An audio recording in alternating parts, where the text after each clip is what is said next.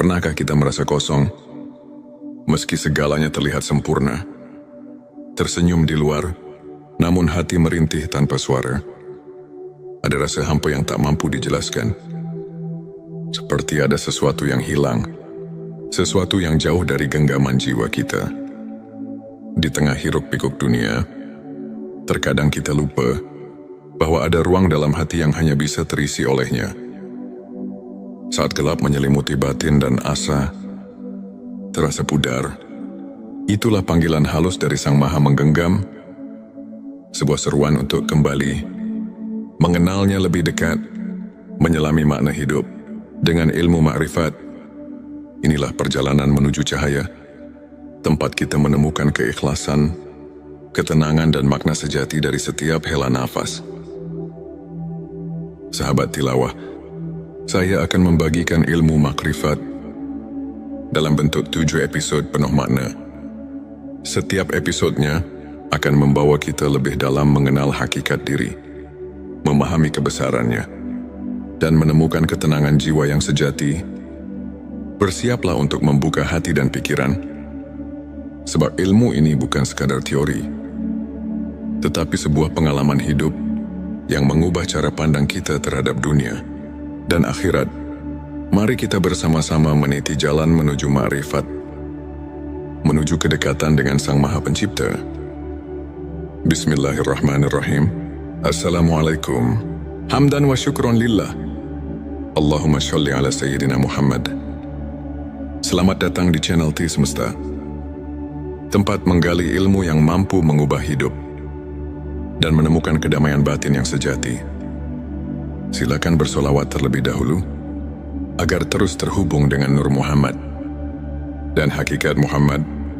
Dan tentu saja, silakan tulis solawat terbaik Anda yang sudah biasa Anda gunakan sehari-hari di kolom komentar, sebagai bentuk kecintaan kita kepada Rasulullah Shallallahu Alaihi Wasallam. Masya Allah, betapa besar nikmat dan berkah yang Allah berikan hanya dengan bersolawat. Di episode 1, ini ada 2 hal yang wajib kita pahami dalam ilmu makrifat, yaitu tentang mudarat dan manfaatnya. Segi mudaratnya ialah ada kalanya membawa orang menjadi sesat atau musyrik, dan ada kalanya membawa orang jadi apatis, mengasingkan diri dari pergaulan masyarakat ramai, dan secara mutlak memandang dunia ini sebagai tempat kotoran dan merusak. Padahal dunia ini tempat beramal, bekerja dan berjuang untuk kebahagiaan umat manusia di dunia. Dan di akhirat, bisa terjadi hal-hal demikian itu apabila seseorang bertasawuf tanpa berakidah yang konsekuen dan bersyariah, dan tanpa tasawuf yang berasal dari tasawuf Islam yang murni. Dengan akidah yang hasil dari marifat sebenarnya itu, kita pasti mengetahui bahwa Tuhan itu pasti ada dan bisa merasakannya sendiri secara qati. Karena mereka itu pasti mengenalnya sehingga betul-betul mempercayainya.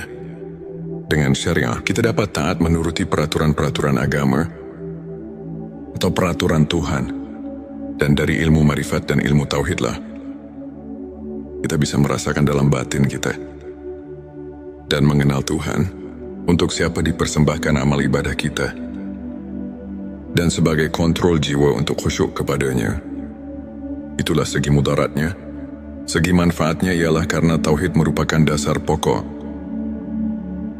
kekuatan batin, pembersih jiwa dari kemusyrikan dalam hati, dan penumpuk iman, penyubur amal soleh, semata-mata mencari keridhaan Allah, memperkuat daya juang dengan sifat yang bernilai tinggi, membina tata hidup dan kehidupan, terutama untuk membina mental pembangunan. Atas dasar-dasar tasawuf, maka Islam akan lebih mampu membangun kemajuan dunia. Dan terutama pada pembangunan nasional kita sekarang ini. Maka sesuai dengan tujuan channel T Semesta ini, seperti yang sudah Anda ketahui, dan dapat dilihat dari deskripsi channel ini yang menunjukkan pentingnya ilmu makrifat dan tauhid ini. Untuk untuk menjadi referensi acuan keilmuan yang lebih mendalam untuk umat Islam yang masih sama-sama membutuhkannya. Maka untuk itu saya sangat mengharapkan agar channel dan video ini dapat dicerna, diterima dan diteliti. Dan harus hati-hati dalam mengambil kesimpulan, karena channel T Semesta ini sangat mendalam sebagai bahan studi, di mana ilmu tauhid merupakan pusat keyakinan dalam hati. Karena umat Islam tanpa keyakinan itu nol besar. Nah, sahabat tilawaku, sebenarnya jika bahasan ini dilanjutkan, ini pasti banyak sekali yang menyangkut kata-kata asroriyah. Rahasia yang memang sedikitnya menyangkut pada keterangan yang bersifat asroriyah. Seperti yang tercantum di dalam kitab Sirur, asror yang berbunyi, kufran artinya sesungguhnya menjelaskan tentang rahasia ketuhanan. Adalah hukumnya kufur. Juga ada lagi keterangan yang berbunyi, man arafa lahu kala lisanuhu, artinya barang siapa yang telah mengenal Tuhannya, maka lipatkanlah lidahmu. Kitab Darun Nafis. Maka dengan dua keterangan ini, kami merasa takut untuk kelanjutannya. Tapi setelah lama kami pikir, juga dalam hati merasa kasihan untuk generasi selanjutnya. Bagaimana kalau umat Islam untuk masa depan semakin jauh dengan yang sebenarnya? Karena melihat di zaman sekarang, yang bisa kita lihat bersama, sudah jauh dengan aturan yang sebenarnya. Banyak orang yang sudah tidak hormat lagi kepada orang tua, juga sudah kurang adil dengan sesama manusia. Nyawa orang sudah tidak ada harganya lagi. Pembunuhan di mana-mana. Coba kita perhatikan sekarang ini. Manusia sudah tidak merasa takut kepada Tuhan. Kejahatan di mana-mana. Korupsi sudah jadi biasa. Jadi kami merasa khawatir untuk masa yang akan datang. Karena kalau tidak ada peringatan dari ulama-ulama, sekarang dengan cara membeberkan hukum-hukum Allah dan Rasul-Nya, itu jelas untuk masa yang akan datang akan lebih parah lagi daripada sekarang. Maka dengan ini kami akan memberanikan diri di dalam channel T Semesta ini untuk siap melanjutkan pembahasan tentang ilmu makrifat tingkat tinggi. Ilmu makrifat, kenali diri maka mengenal Allah SWT. Dan ilmu tauhid, karena Allah telah berfirman, yang dicatat dalam Al-Quran surat ketiga, ayat 79 yang artinya sebagai berikut. Hendaklah kamu menjadi orang-orang Rabbani, karena kamu selalu mengajarkan Alkitab, dan disebabkan kamu tetap mempelajarinya saudaraku. Maka dengan ini, insya Allah semoga Allah memberikan taufik dan hidayahnya, sehingga bisa lancar untuk kelanjutannya, dalam upaya menumbuh suburkan ilmu dan iman secara ruhul. Islam di akhir abad ke-20 ini, ada kecenderungan masyarakat, semua ilmu untuk mendalami ilmu tasawuf. Hal ini ditandai dengan semakin maraknya untuk mendalami penerbitan buku tasawuf, dan upaya oleh kalangan luas masyarakat. Semua ilmu ini dijabarkan oleh masyarakat dalam kehidupan mereka sehari-hari, sehingga dapat membentuk kehidupan agamis. Tentu kondisi seperti ini hendaknya terus dipelihara dan tumbuh kembangkan dalam rangka meningkatkan keimanan dan ketakwaan terhadap Allah yang Maha Esa. Sahabatku, sahabat tilawah semesta yang dimuliakan Allah, firman Allah dalam surat ke-7 ayat 172, yang artinya sebagai berikut, dan ingatlah, ketika Tuhanmu mengeluarkan anak Adam dari punggung sulbi, mereka mengambil kesaksian terhadap jiwa mereka. Seraya Tuhan berfirman, bukankah aku Tuhanmu? Mereka menjawab, ya betul kami menjadi saksi. Supaya kamu nanti pada hari berhenti, tidak mengatakan, sesungguhnya kami orang yang lalai, atau tidak diberi peringatan tentang hal ini. Di dalam ayat ini kalau betul-betul dihayati dan ditafakuri secara jernih, Tentu kita merasakan kejutan dengan ayat ini. Karena ayat ini menggugah hati kita. Di dalam ayat ini Allah memberitahu pada segenap manusia yang ada di dunia ini, sebagaimana firman Allah barusan, manusia yang ada di dunia ini semuanya sudah dipersaksikan terlebih dahulu kepada Allah sebelum manusia lahir ke bumi ini. Dipersaksikannya waktu di dalam rahim ibunya. Menurut keterangan dalam hadis Bukhari, di bab kejadian makhluk halaman 733 ayat 9, Rasulullah telah menerangkan, dipersaksikannya di alam arwah, di waktu kandungan umur 4 bulan di dalam kandungan sang ibu. Menurut firman Allah tadi, supaya di hari berhenti jangan lupa lagi pada Allah. Jadi menurut ayat ini, kita semua sebagai manusia jangan leha-leha, atau jangan hidup terlena, karena kita diamat-amati. Maka jangan lupa pada Allah sang pencipta alam semesta. Dengan hati yang jujur, jangan mendustai diri sendiri. Sebagaimana keterangan dari Imam Ghazali yang berbunyi, tanyalah hatimu, tanyalah dan tanyalah hatimu, walau orang lain memberi fatwa. Disinilah kita harus jeli untuk mentafakuri ayat-ayat yang berkaitan dengan perasaan yang ada di dalam hati kita. Ayat ini memberi perangsang pada kita masing-masing, supaya hati kita ini jangan ketiduran, sehingga kita terlena dengan apa yang ada di dunia ini. Lupa pada tugas hidup kita sebagai hamba Allah Subhanahu wa Ta'ala yang tidak boleh dilupakan, yaitu menjalankan perintah-perintah yang telah diperintahkan dalam Al-Quran dan hadisnya. Dalam ayat tadi di atas Allah telah memberi peringatan kepada kita semua. Kita jangan lupa kepada Allah Subhanahu wa Ta'ala, Tuhan kita. Sekarang mari kita tanya diri kita masing-masing, apakah kita sekarang ingat pada Allah? Di sini kita harus bertanya kepada hati kita yang jujur. Jangan membohongi diri sendiri, karena di sini bukan ditanya ingat pada namanya Tuhan, tapi di sini ditanya ingat pada Tuhannya, yang diberi nama Allah, yang diberi nama Tuhan. Kenapa pertanyaan seperti ini? Karena banyak sekali orang cuma ingat kepada namanya saja, bukan ingat kepada Allahnya, bukan ingat kepada Tuhannya. Untuk menjawab pertanyaan ini, pertama kita harus memakai pikiran yang mendalam. Kedua harus fakum bida wahir. Ketiga harus memakai hati yang jujur. Baru pertanyaan ini bisa dijawab dengan sempurna. Tapi kalau dijawab dengan hati bainaung, ini pasti akan menimbulkan fitnah di kalangan umat Islam. Na'udzubillah, jangan terjadi seperti ini.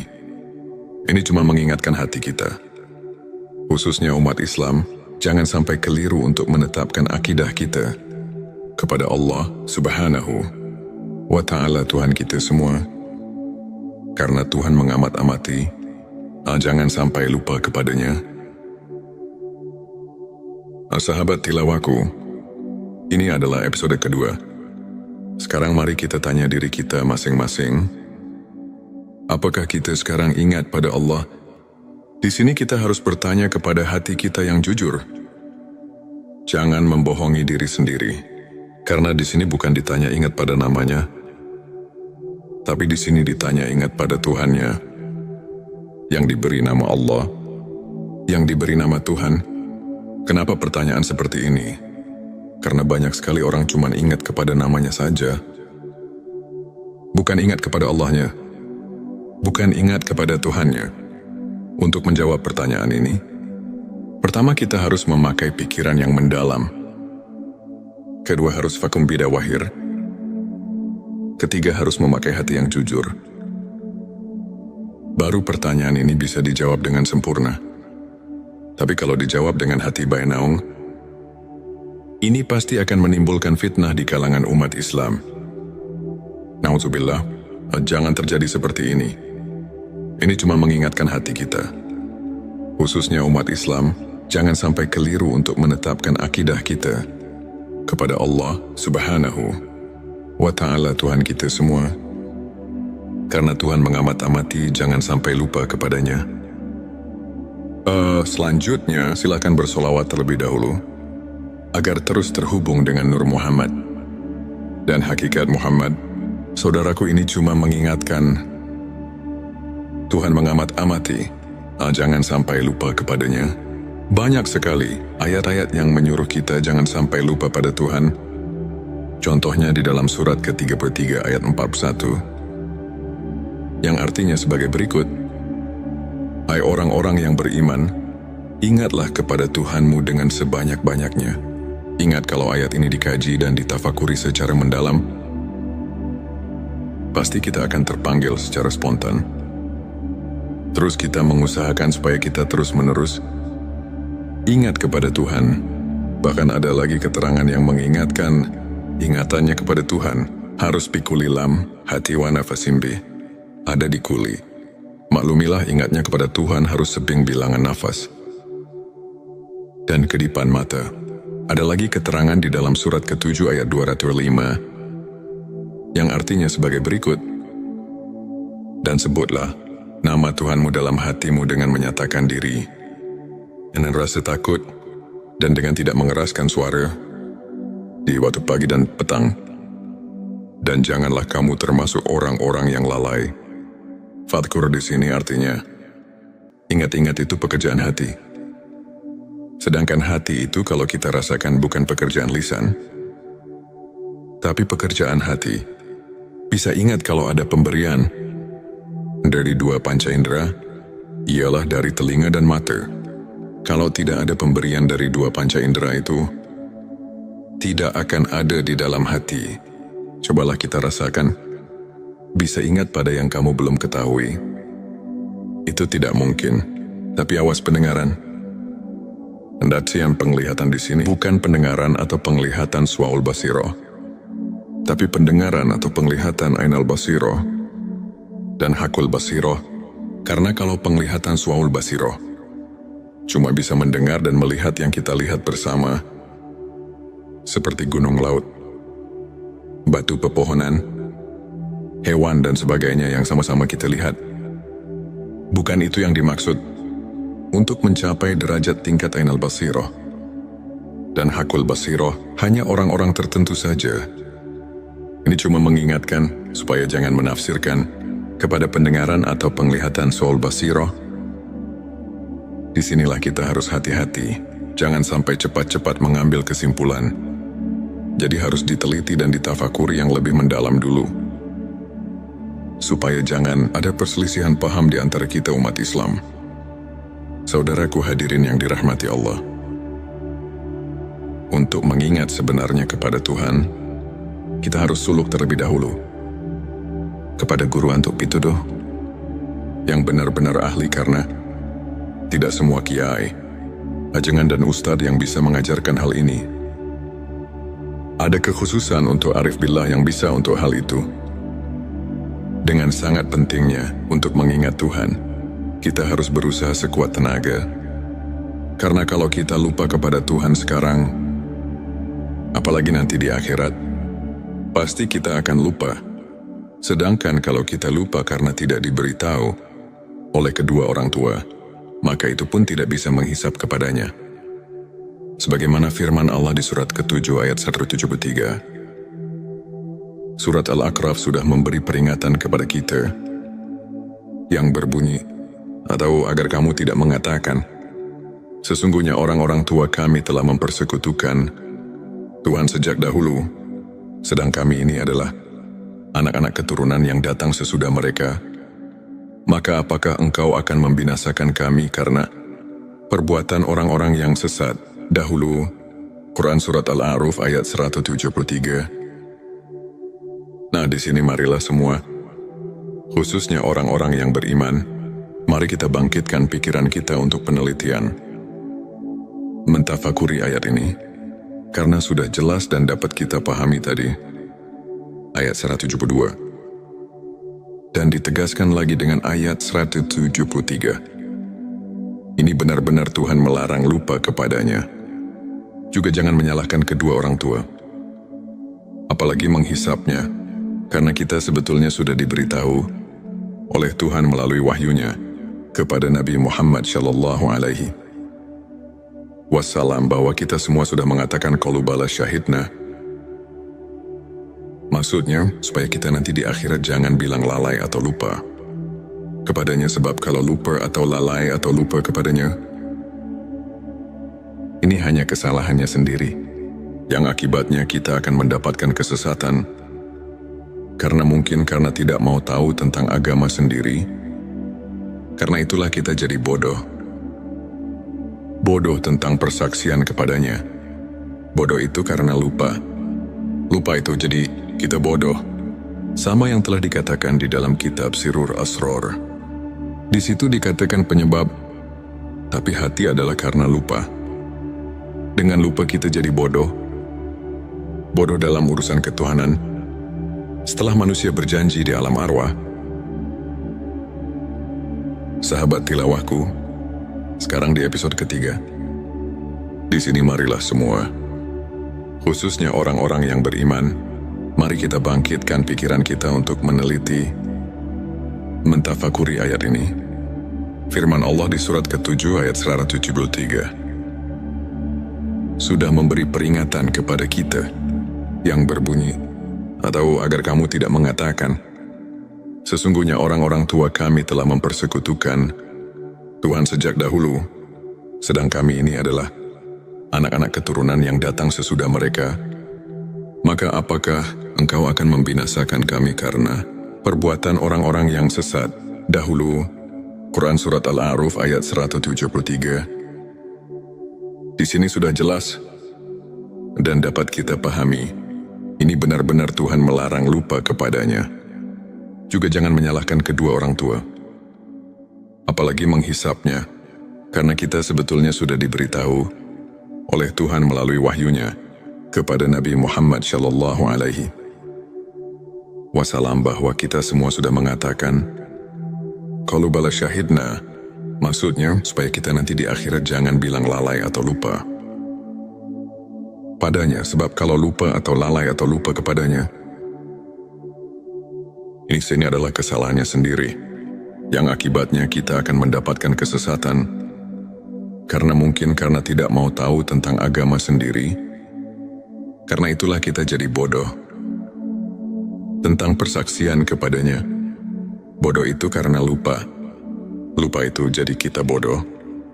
Begitupun yang telah dikatakan di dalam kitab Sirur Asror.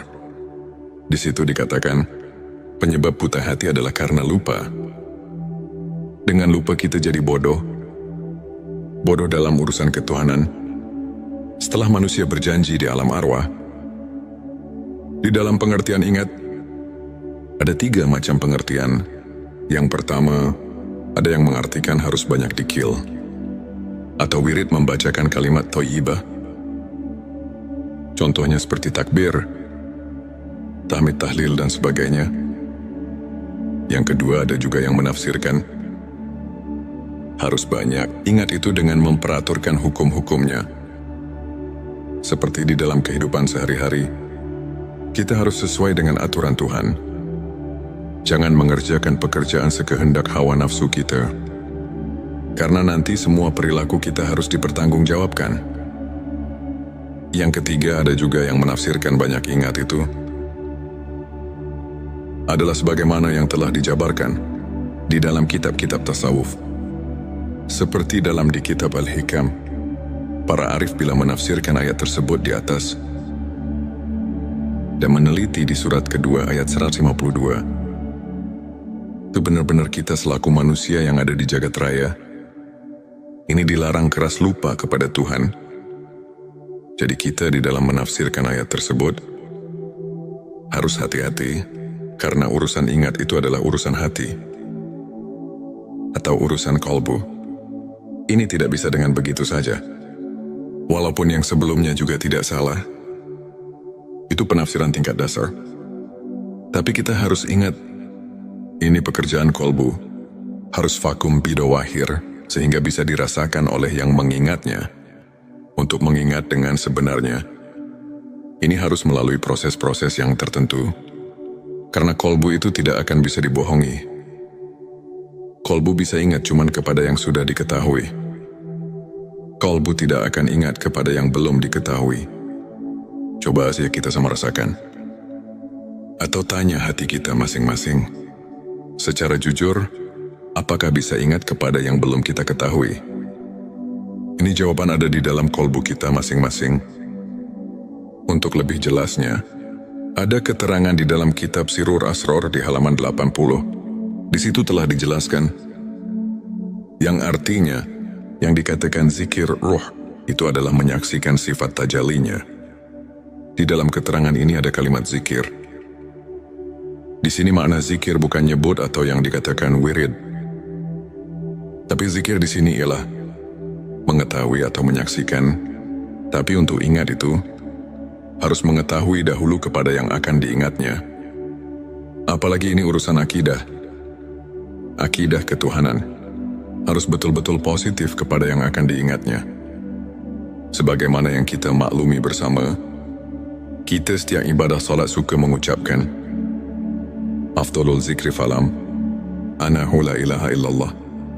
Artinya cukupnya ingat itu adalah ketahuilah bahwa tidak ada lagi Tuhan kecuali Allah. Di dalam ayat ini kita semua sudah maklum. Bahkan para arif billah di dalam kitab tasawuf dan di kitab Al-Hikam, ayat ini betul-betul menunjukkan keharusan marifat kepada Tuhan, maksudnya supaya kita ingatnya kepada Tuhan. Benar-benar vakum bidawahyu, terasa benarnya dengan kolbunya sendiri. Karena untuk ingat kepada Tuhan, itu harus memakai amrun jauki, perasaan yang mendalam, ceritaan yang jujur, sesuai dengan pembuktiannya, walaupun pengertian orang lain menyalahkannya. Tapi kalau sudah vakum bidawahir di dalam kolbu, kita sudah nasion, andalilin sesuai dengan dalil-dalilnya. Itu jangan diragukan lagi, karena men lam yaduk lam yadri. Siapa yang tidak merasakan, barang tentu tidak akan mengetahuinya. Kita harus jujur, jangan membohongi diri sendiri. Sesuai dengan firman Allah di dalam surat ke-33 ayat 70. Yang artinya, hai orang-orang yang beriman, bertakwalah kamu kepada Allah dan mengucapkan kata yang benar. Di dalam ayat ini, kita kayaknya disuruh banyak menyadarkan diri, supaya jangan sembarangan di dalam mengingat Tuhan, atau jangan asal-asalan. Walaupun di level syariat itu tidak seberapa, salah itu hanya untuk orang-orang yang masih tingkat dasar. Tapi ketika sudah tingkat dewasa, di dalam agama, harus suluk lagi kepada yang lebih mendalam. Sahabatku, ada dalil yang mengatakan, yang artinya, barang siapa yang mengerjakan hari sekarang, sama saja dengan hari kemarin. Itu orang termasuk golongan yang merugi. Artinya kita jangan lari di tempat, karena itu tidak akan maju-maju. Tapi seharusnya, sebagaimana yang telah dikatakan oleh Sayyidina Ali, yang artinya, dan barang siapa mengerjakan hari, ini lebih baik dari hari kemarin. Itu tandanya orang yang mendapat keuntungan. Hadirin yang dimuliakan Allah. Ada pertanyaan dari jemaah. Pak, maaf saya mau bertanya. Boleh enggak? Kami jawab boleh saja. Karena kita harus benar-benar mengerti dan bisa merasakannya sendiri. Apa yang ditanyakan, katanya, setelah kita menyimak keterangan dari awal sampai akhir, juga meneliti dan mentafakurinya, sampai di sini, ini kayak manusia berikut saya. Harus mengenal Tuhan, itu harus diawali dari dunia ini. Nah, di sini saya mau nanya, apakah mungkin saya manusia biasa bisa mengenal Tuhan di dunia ini? Saya jawab, maaf, saya tidak akan menjawab langsung kepadamu. Tapi Allah lah yang akan menjawab pertanyaanmu. Sahabat tilawahku, ini adalah episode keempat. Sebelumnya, ada pertanyaan yang akan dijawab langsung oleh Allah. Ini ada dalam firman Allah, surat ke-5 Al-Maidah, ayat 35 yang artinya, hai orang-orang yang beriman, bertakwalah kepada Allah dan carilah jalan yang mendekatkan diri kepadanya, dan berjihadlah di jalannya, agar kamu mendapat keberuntungan. Dari ayat ini sudah jelas bahwa Tuhan menunjukkan kepada seluruh manusia yang ada di dunia ini, terutama kepada orang yang mengaku iman kepada Tuhan, bahwa kita selaku manusia yang sudah mengaku iman, harus sekeras mungkin untuk mencapai wasilah, atau jalan untuk taqarrub mendekatkan diri kepadanya. Juga di dalam ayat lain, Tuhan telah berfirman sebagaimana yang tercatat di surat ke-84, ayat 6 yang artinya, "Hai manusia, sesungguhnya kamu telah bekerja dengan sungguh-sungguh menuju Tuhanmu, maka pasti kamu akan menemuinya. Sebelumnya silakan bersolawat terlebih dahulu, agar terus terhubung dengan Nur Muhammad dan hakikat Muhammad. Dan tentu saja, mari kita lanjutkan kebiasaan baik kita di sini. Silakan tulis solawat terbaik Anda, yang sudah biasa Anda gunakan sehari-hari di kolom komentar, sebagai bentuk kecintaan kita kepada Rasulullah Shallallahu Alaihi Wasallam. Karena siapa yang bersolawat 1 kali, Allah akan membalasnya dengan 10 kali lipat rahmat dan keberkahan. Masya Allah, betapa besar nikmat yang Allah berikan hanya dengan bersolawat. Hadirin yang dirahmati Allah, kalau kita kaji dari ayat ini, mungkin kita bisa pahami, juga mengerti, karena ayat ini Tuhan memerintah kepada seluruh manusia, khususnya kepada yang iman kepadanya. Di sini ada kalimat himbauan kepada seluruh manusia, bahwa kita harus tabah nafsi memeras keringat untuk berjumpa. Dalam hal ini mari kita tanya diri kita masing-masing, apakah kita mau berjumpa dengannya? Apa tidak itu tergantung kita masing-masing. Sahabat tilawahku, maaf sekali lagi saya mau tanyakan, kan manusia semua nanti setelah mati pasti berjumpa dengannya, karena semua akan pulang kepadanya. Ini bagaimana? Karena setiap pulang pasti berjumpa. Itu benar kalau dipikir dengan logika. Tapi kita harus mencari bukti kebenarannya dari ayat atau hadis yang qat'i, supaya bisa dipertanggungjawabkan. Karena ini urusan akidah yang harus benar-benar nasionan dalilin, sesuai dengan dalil-dalilnya dari Allah dan Rasulnya. Tapi kami menemukan salah satu hadis Sahihul Bukhari. Di situ ada keterangan yang berbunyi. Hadits ini diriwayatkan oleh Anas bin Malik. Anas bin Malik mendengar perkataan Mu'ad bin Jabal. Mu'ad bin Jabal mendengar langsung dari Rasulullah Shallallahu Alaihi Wasallam. Rasulullah bersabda, "Barang siapa yang berjumpa dengan Tuhannya dengan tidak adanya keadaan musyrik kepadanya, maka dia akan masuk surga." Dari hadis tersebut kalau kita kaji dan tafakuri, pasti kita dapat mengambil kesimpulan, kalau kita semua nanti di akhirat bisa bertemu dengan Tuhan,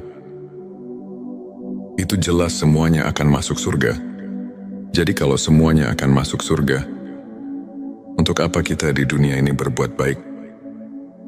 Dan kenapa Tuhan menyuruh berbuat baik di dunia ini? Nah, di sini kita harus berpikir lebih jauh. Mari kita jelaskan supaya kita dapat mengerti. Memang semuanya manusia, bukan satu persatu lagi, tapi semuanya hanya ruh manusia. Tidak semuanya bertemu dengan Tuhannya. Orang yang bertemu dengan Tuhannya hanya orang-orang yang tertentu saja. Yang dimaksud orang tertentu, itu ialah orang-orang yang sudah mengenal Tuhan di dunianya. Sebagaimana firman Allah dalam surat ke-17, ayat 72, Tuhan telah memberitahu sebagaimana artinya, dan barang siapa yang buta hatinya di dunia ini, niscaya di akhirat nanti ia akan lebih buta pula dan lebih tersesat dari jalan. Yang benar buta di sini barang tentu kepada Tuhan, dan umpama diartikan buta kepada ilmu, itu tidak mungkin, karena di akhirat bukan tempatnya cari ilmu atau berilmu. Di kitab Usuluddin juga sudah diterangkan, yang artinya Barang siapa yang buta di dunianya kepada Tuhan, maka bagaimana nanti di akhiratnya? Nah, di sini sudah jelas dan kita pasti bisa mengerti. Jadi inilah yang kita harus takuti, atau yang dikatakan haus. Dan saya sekarang kayak mulai mengerti. Bolehkah bertanya lagi, bagaimana caranya untuk kita bisa bertemu dengan Tuhan di dunia ini? Saya jawab memang ada caranya. Tapi yang penting harus ada keinginan dahulu, dari hati yang tulus. Karena ini bukan pekerjaan yang mudah. Ini memerlukan tarekat-tarekat tertentu yang harus dijalankan. Kalau keinginannya masih lemah, barang tentu tidak akan berhasil.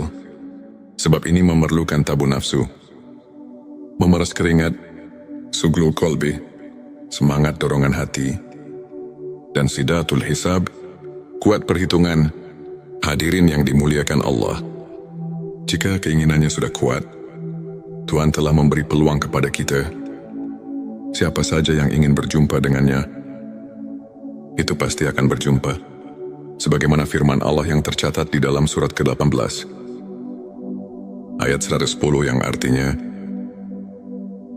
barang siapa yang mengharap perjumpaan dengan Tuhannya, maka hendaklah ia mengerjakan amal yang soleh, dan janganlah ia mempersekutukan seorang pun dalam beribadah kepada Tuhannya. Sahabat tilawahku, ini merupakan episode kelima. Jika keinginannya kita sudah kuat, Tuhan telah memberi peluang kepada kita.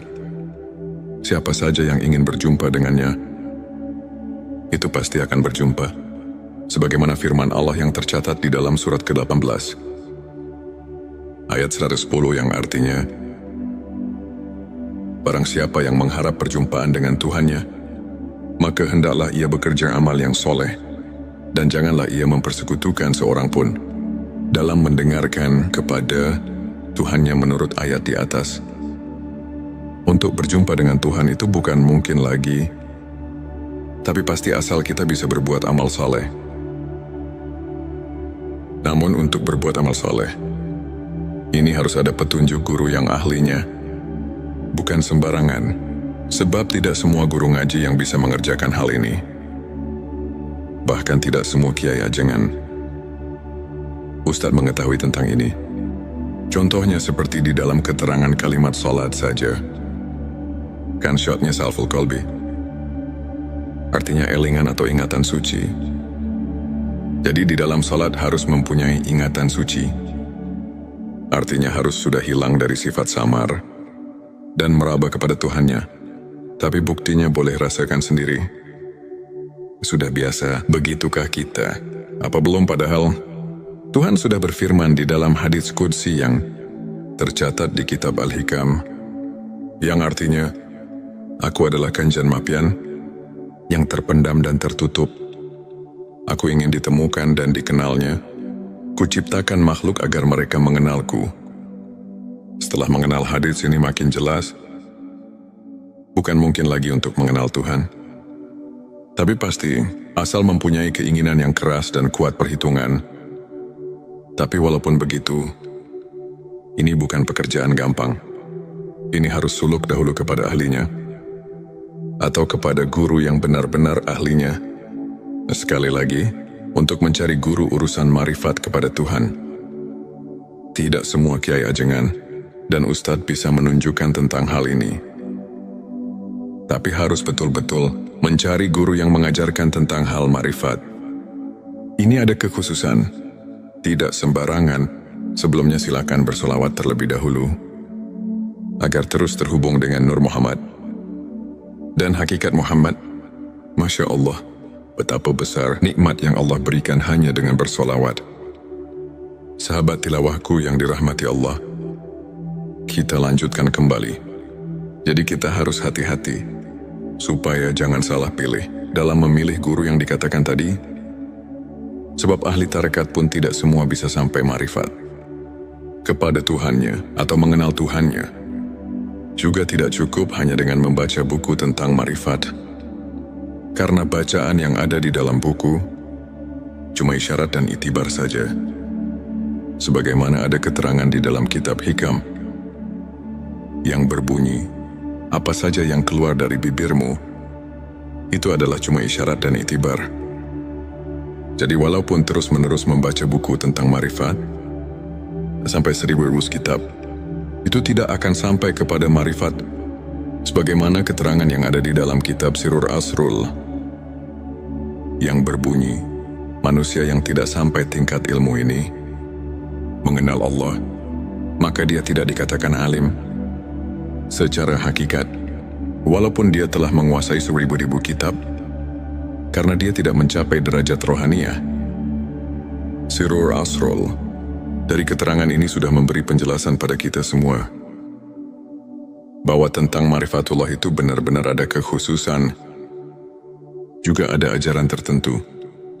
Ada yang bertanya lagi, untuk apa belajar ilmu marifat? Dan apa wasilahnya? Saya jawab tentu saja ada wasilahnya. Tadi di atas atau di video sebelum ini, jika kita semua lupa kepada Tuhan di dunia, apalagi nanti di akhirat, setelah kita mati, baru datang ke kubur.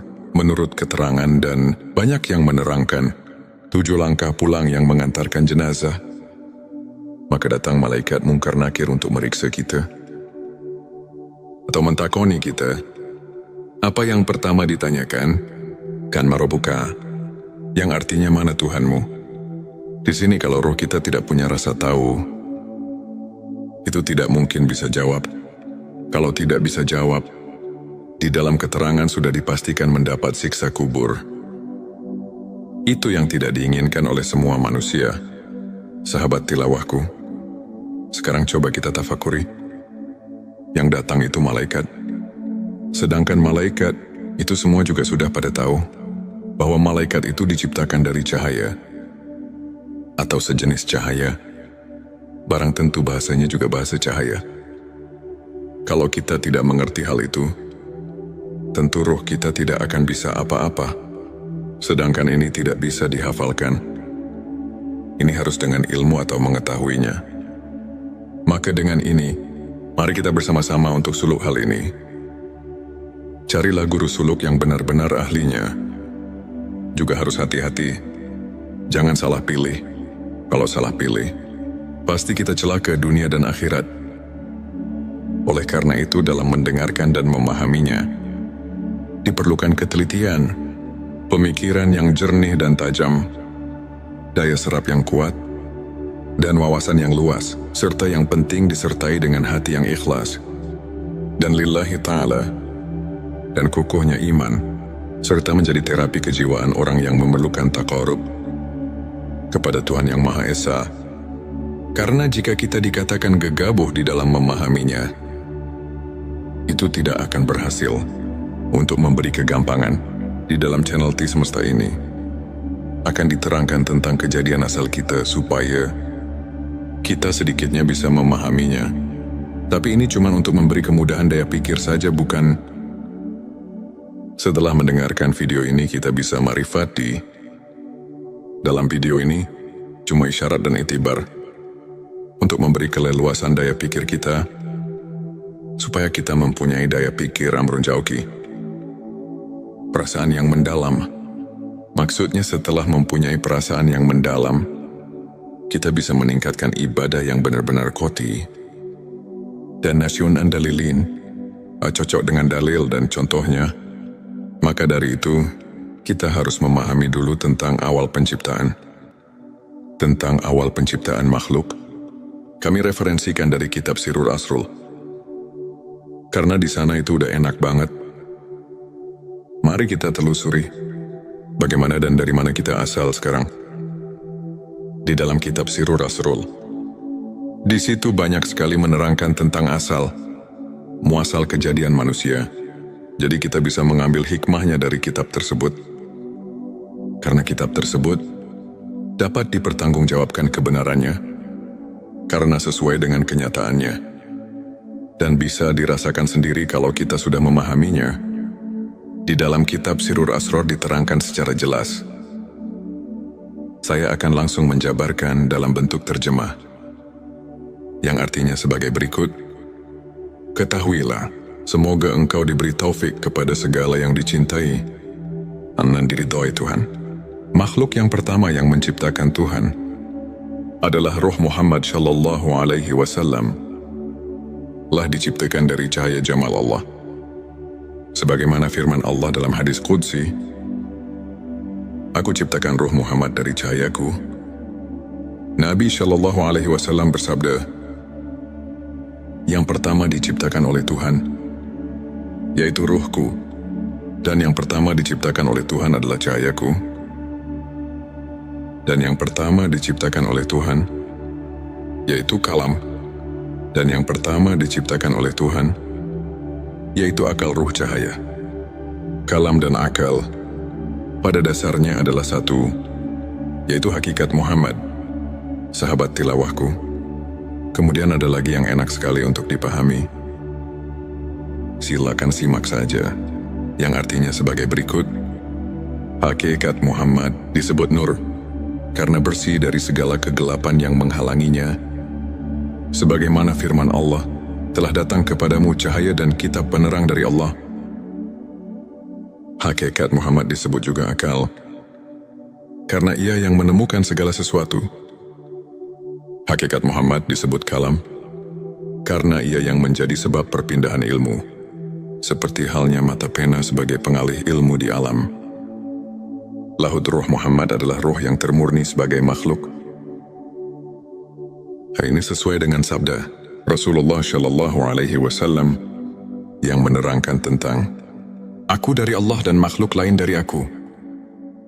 Inilah sabdanya, dan dari ruh Muhammad itulah Allah menciptakan semua ruh. Di alam laut dalam bentuk yang baik, terbaik yang hakiki. Itulah nama seluruh manusia di alam laut. Alam laut adalah negeri asal. Setelah 4.000 tahun sejak penciptaan Ruh Muhammad, maka Allah menciptakan Arasy dari Nur Muhammad. Begitu pula seluruh makhluk lainnya diciptakan dari Nur Muhammad. Dilanjutkan dengan sabda Rasulullah Shallallahu Alaihi Wasallam yang artinya sebagai berikut. Selanjutnya ruh diturunkan ke alam yang terendah, dimasukkan pada makhluk yang terendah, yaitu jasad. Sebagaimana firman Allah, "Kemudian aku turunkan manusia ke tempat yang terendah."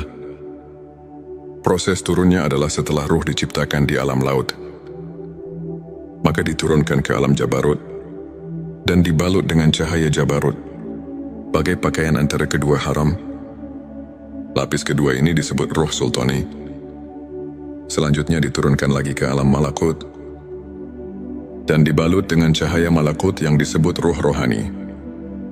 Kemudian diturunkan lagi ke alam Mulki dan disebut dengan cahaya Mulki. Lapis keempat ini disebut Ruh Jasmani. Sahabat tilawahku, kemudian sabda Rasulullah Shallallahu Alaihi Wasallam berlanjut dengan sabdanya sebagai berikut. Selanjutnya Allah menciptakan badan atau jasad dan mulki atau bumi. Sebagaimana firman Tuhan, "Dari bumi aku ciptakan kamu, kepada bumi aku mengembalikanmu, dan dari bumi pula lah aku mengeluarkanmu." Setelah terwujud jasad, maka Allah memerintahkan ruh agar masuk ke dalam jasad, dan ruh masuk ke dalam jasad. Sebagaimana firman Allah, "Kuciptakan ruh dariku ke dalam jasad." Hadirin sahabat tilawah yang dirahmati Allah. Kemudian sabda Rasulullah Shallallahu Alaihi Wasallam ditutup dengan sabdanya sebagai berikut. Ketika ruh berada di dalam jasad dan merasa senang berada jasad, ruh lupa akan perjanjian awal di alam-alam laut, yaitu hari perjanjian alastu bi rabbikum. "Bukankah aku ini Tuhanmu?" Ruh menjawab, "Benar, engkau adalah Tuhanku." Karena ruh lupa pada perjanjian awal, maka ruh tidak dapat kembali ke alam laut sebagai tempat awal dengan kasihnya Tuhan. Maka menolong mereka dengan menurunkan kitab-kitab samawi sebagai peringatan tentang negeri asal bagi mereka. Sesuai dengan firman Tuhan, berikanlah peringatan pada mereka tentang hari-hari Tuhan. Ialah hari pertemuan antara Tuhan dengan seluruh arwah di alam laut. Lain halnya dengan para nabi, mereka datang ke bumi dan kembali ke akhirat, badannya di bumi, sedangkan rohnya intinya berada di negeri asal.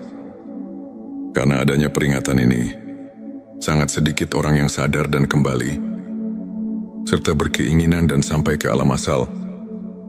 Karena sedikitnya manusia yang mampu kembali ke alam asal, maka Allah melimpahkan kenabian kepada Ruh Agung Muhammad Rasulullah, penutup petunjuk jalan dari kesesatan ke alam terang. Ia diutus para rasul untuk mengingatkan mereka yang lupa dan membuka hatinya. Nabi mengajak mereka agar kembali dan sampai serta bertemu dengan jamal Allah yang azali sesuai dengan firman Allah mengatakan,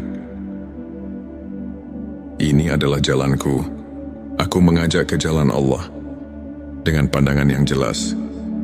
Aku dan para pengikutku." Nabi bersabda, "Para sahabatku seperti bintang-bintang, mengikuti yang manapun kamu akan mendapat petunjuk." Di dalam ayat ini, seolah-olah memberi khobar kepada kita semua, bahwa Rasulullah dalam makna ayat yang baru dikobarkan, itu semuanya menjurus kepada bahwa manusia seharusnya kita harus bisa kembali ke alam asal. Maksudnya supaya harus berusaha sekuat mungkin. Tapi jangan lepas dari ajaran Rasulullah yang diajarkan kepada kekasihnya, ialah Ahlus Sufi yang mendapat pelajaran langsung dari Rasulullah. Sahabat tilawahku, di episode ke-6 ini, kami akan mengingatkan kalau kita sekarang rupanya sudah agak jarang sekali untuk memperhatikan hal yang barusan saya katakan, karena yang diinginkan hanya dengan bayangan surga saja. Padahal inilah yang lebih penting untuk seluruh manusia. Karena kalau kita nanti setelah mati, roh kita tidak bisa pulang ke alam asalnya, itu pasti akan tersesat. Yang tersesat itulah yang dinamakan masuk neraka. Maka dengan ini kita mari sama-sama mentafakuri ayat tersebut, supaya kita semua bisa mawas diri. Apakah kita sudah mentafakuri hal tersebut? Apa belum jika memang belum terpikir tentang hal tersebut? Sekarang mari kita sama-sama berusaha di waktu kita masih hidup ini. Karena sekarang masih ada waktu untuk memperbaiki diri kita masing-masing. Sebab kalau dinanti-nanti, kita tidak mengetahui kapan kita dicabut ruh kita, nyawa kita oleh Allah Subhanahu wa Ta'ala. Hampir semua manusia di bumi ini tidak mengetahui kapan kita mati. Maka dengan inilah, kita alhamdulillah setelah menganalisa hadis-hadis, Rasulullah jadi bisa mengetahuinya. Setelah mengetahui hadis-hadis yang tadi di awal video, hati kita merasa terpanggil. Yang mungkin hal ini belum memikirkannya, karena terlena dengan bahasan-bahasan tentang surga dan neraka, jadi kita semua sesekali lupa tentang hal itu. Nabi mengajak manusia kembali kepada Allah Subhanahu wa Ta'ala dengan pandangan yang jelas, yang di dalam Al-Quran disebut basirah, yang artinya adalah dari ruh asli yang terbuka pada mata hati para aulia. Basirahnya lain halnya sama dengan ilmu laduni batin, ilmu yang langsung dari Allah, sesuai dengan firman-Nya, "Kepada Dia kuberikan ilmu yang langsung dariku." Untuk menghasilkan basirah, manusia mengambilnya dari ahli basirah dengan mengambil pembicaraan dari seorang wali mursyid yang dapat menunjukkan dari alam laut. Di sini mungkin ada pertanyaan, bagaimana kalau saya mau ditunjukkan kepada basirah yang dimaksud, sedangkan wali mursyid yang dimaksud sekarang sudah tiada? Itu memang benar, sekarang wali mursyidnya sudah tiada. Tapi kita jangan putus asa, karena ada keterangan yang menunjukkan kepada kita semua. Sebagaimana kita maklumi, al-ulama warasatul anbiya, ulama adalah pewaris para nabi. Tapi kita juga harus hati-hati, karena tidak semua ulama yang bisa menunjukkan hal itu. Namun yang jelas pasti, ada seseorang yang masih bisa menunjukkan hal itu. Kita harus berusaha sekeras mungkin, atau yang dikata wajihadu fisabilillah, untuk menemukan guru antuk pituduh tersebut. Al-ulama warasatul anbiya. Ulama adalah pewaris para nabi. Jika kita memperhatikan keterangan ini, jelas jangan merasa putus asa atau kita membuat alasan untuk kalah hingga kita tidak berusaha untuk mencari jalan supaya kita bisa pulang ke alam asal. Sedangkan Tuhan sudah memerintahkan supaya kita berusaha untuk mendekatkan diri kepada Tuhan. Sebagaimana firman-Nya di dalam surat kelima, surat Al-Maidah ayat 35, yang artinya sebagai berikut, "Hai orang-orang yang beriman, bertakwalah kepada Allah, dan carilah jalan yang mendekatkan diri kepadanya, dan berjihadlah pada jalannya, supaya kamu mendapat keberuntungan." Dari ayat tersebut sudah jelas bahwa Tuhan sudah memerintahkan kepada seluruh manusia di dunia ini supaya berusaha sekeras mungkin. Tapi di dalam berusahanya harus hati-hati. Di dalam ayat ini disuruh supaya berusahanya itu di jalan Tuhan. Jadi kalau ayat ini dikaji lagi, ini mengandung dua unsur. Yang pertama, kita harus berusaha di jalan Tuhan. Ini barang tentu harus mencari guru yang menunjukkannya. Artinya harus mencari guru yang benar-benar ahli. Karena tidak semua ustadz yang bisa menunjukkan kepada hal tersebut. Ada kekhususan, ialah orang-orang yang sudah betul-betul arif, bilah yang sebenarnya. Karena kalau membaca kitab atau membaca buku saja, ini tidak mungkin bisa berhasil. Karena bacaan cuma sebagai isyarat dan itibar saja. Hanya untuk memperluas daya pikir dan memberi wawasan yang luas. Jadi kalau untuk menelusuri tentang asal kita, ini harus hati-hati. Tidak cukup hanya baca kitab atau baca buku saja. Harus ada petunjuk yang pasti. Sahabat tilawahku, ini adalah episode terakhir, episode ke-7, untuk memperluas daya pikir dan memberi wawasan yang luas untuk menelusuri tentang asal kita. Ini harus hati-hati, tidak cukup hanya baca kitab atau baca buku saja, tapi harus ada petunjuknya yang pasti. Mari kita tafakuri dan rasakan kita bersama. Sebagaimana dalil telah tertulis dalam kitab Sirur, Asror yang berbunyi, "Aku dari Allah dan makhluk lain dari kami." Yang dimaksud makhluk lain di sini, mari kita perhatikan penjelasannya. Sebagaimana sabda Rasul yang artinya, "Dan dari ruh Muhammad itulah Allah menciptakan semua ruh di alam laut." Dan ada lagi dalil yang menjelaskan tentang asal-usul seluruh makhluk. Sebagaimana yang diterangkan di dalam kitab Aqidatun Najin, yang artinya sebagai berikut. Yang pertama diciptakan Tuhan ialah akal-akal. Itu bangsa lelembut, rubaniyah rohaniyah. Dan itulah hakikatul insan. Hakikatul insan itulah yang bisa membuktikan dan mengerti, yang bisa marifat kepada Tuhan, dan itulah yang menjadi sebab diperintahnya dan dipinta pertanggungjawabnya dari orang tersebut. Sahabat tilawahku, dari keterangan ini, mari kita simak sejenak, supaya kita betul-betul mengerti asas tujuannya. Kalau kita sudah mengerti dan meneliti tujuannya, pasti kita tidak akan mengeluarkan fitnah di kalangan masyarakat, atau sekurang-kurangnya kita bisa memahami tentang hak yang kita harus diketahui atau kita tuju. Selanjutnya, silakan bersolawat terlebih dahulu, agar terus terhubung dengan Nur Muhammad dan hakikat Muhammad, sahabatku di dalam keterangan atau dalil barusan, memberitahu kepada kita semua bahwa manusia awalnya diciptakan oleh Tuhan ialah di dalam laut. Juga yang diciptakan baru hak Muhammad, atau yang dikatakan asal ning asal. Ada juga yang mengatakan Nurullah atau Johar awal. Itu baru di alam asal. Ning asal itu juga masih banyak sekali nama-nama tersebut. Itu semuanya gulungan zat dan sifat. Makanya ada keterangan di dalam Al-Hikam yang artinya sebagai berikut.